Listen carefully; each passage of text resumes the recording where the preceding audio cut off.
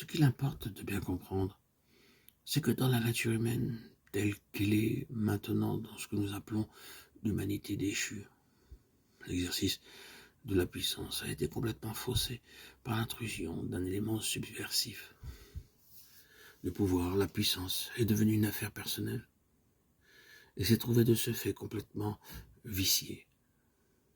N'a jamais été dans la pensée de Dieu de faire de l'homme un ver de terre, un être bas et rampant, dépourvu de toute dignité. Son intention, au contraire, était de le parer de noblesse et de magnificence, comme il convenait au produit le plus beau de son activité créatrice, de l'honorer d'une grande dignité et de le doter richement dans le domaine de la force, de la puissance et de l'influence qu'il pourrait exercer. Mais c'était pour sa satisfaction à lui, pour sa gloire à lui, pour son honneur à lui. C'était pour lui-même, en un mot, qu'il concevait les choses sous cette forme-là.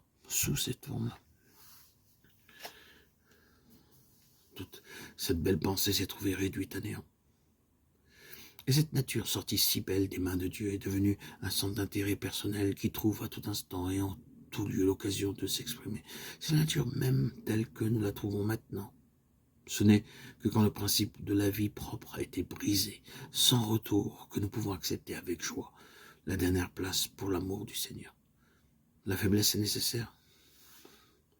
Et le secret de cette nécessité, c'est que l'homme, dans l'état où il est, a en lui une force, ou une aspiration à la force, qui a été détournée de sa destination par une action subversive.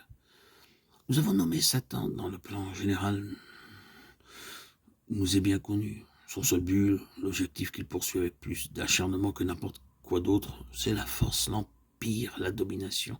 Et cette idée, cette suggestion, cette convoitise, il a réussi à la communiquer à l'homme, et à la fois à la lui faire accepter. Être comme Dieu, avoir de la force pour lui-même, sans plus se soucier de sa dépendance de Dieu.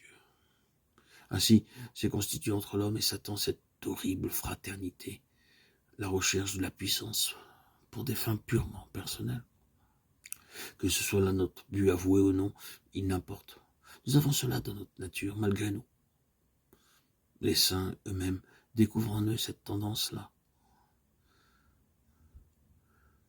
Quand Dieu les fait prospérer, quand Dieu accumule sur eux ses bénédictions, ils s'aperçoivent que dans la vieille nature, il y a toujours cet ennemi éhonté qui n'hésiterait pas à s'emparer des grâces même de Dieu